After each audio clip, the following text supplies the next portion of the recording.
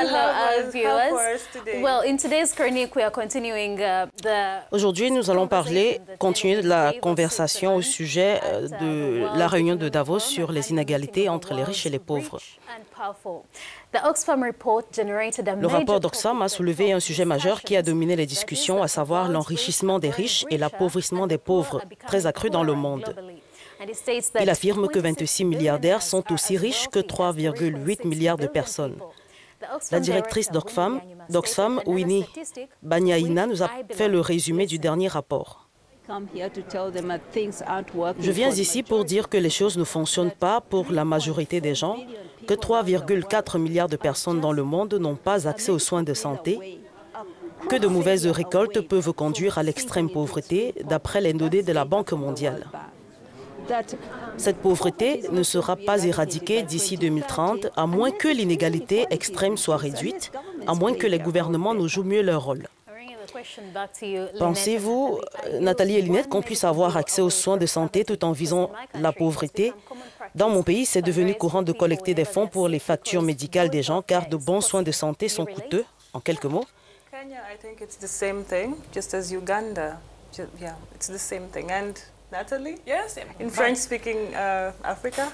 By the way, what is common or is real, that is to be cured in our hospital or whatever. It costs a lot. A lot of money. Yeah. And that is why it's important. C'est pourquoi il est important non seulement d'avoir ces conversations avec les personnes concernées, comme ce fut le cas à Davos grâce à Oxfam, mais également de faire pression pour que quelque chose soit fait jusqu'à ce qu'on en ressente des changements. Est-il utile que le prochain forum se déroule sur le continent africain?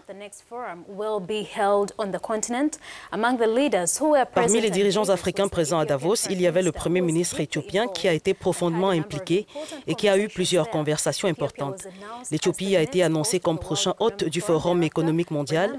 N'oubliez pas qu'Oxfam a donné l'exemple de l'Éthiopie en soulignant qu'à peine 1% de la richesse de Jeff Bezos, l'homme le plus riche au monde, équivaut à la totalité du budget de la santé de l'Éthiopie. J'ai parlé à Getachew Yale, journaliste et rédacteur en chef, adjoint de l'agence Ethiopian News Agency depuis l'Éthiopie. Getachew, comment voyez-vous le fait que le prochain forum économique mondial se tienne dans votre pays d'origine? Et c'est la seconde fois que l'Éthiopie sera l'hôte. Comme vous le savez, le Premier ministre Abiy Ahmed s'est entretenu avec le magnat des affaires Jack Ma, fondateur et propriétaire d'Alibaba.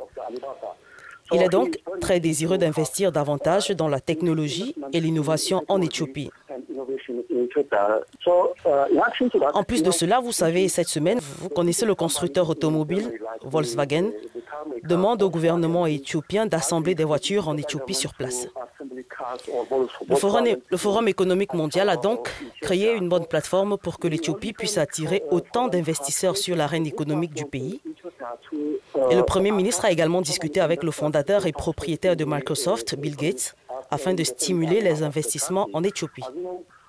Prime Minister Abiy Ahmed also discussed with the Microsoft owner and founder Bill Gates to boost its investment in Ethiopia.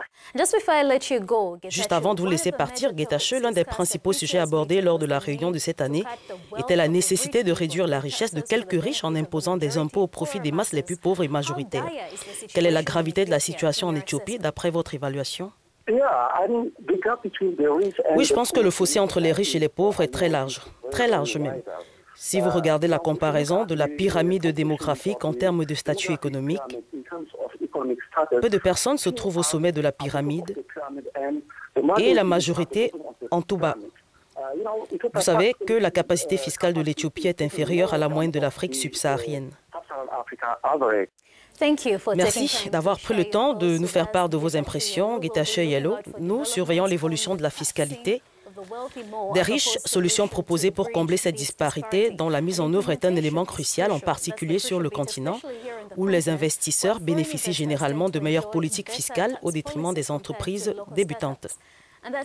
C'est tout pour la chronique business de cette semaine dans le Morning Call. Je vous invite à partager vos réflexions sur les différentes plateformes de médias sociaux d'Africa News et à me contacter directement sur @AmeliaMarta1. Et pour plus de sujets business, regardez Business Africa sur Africa News.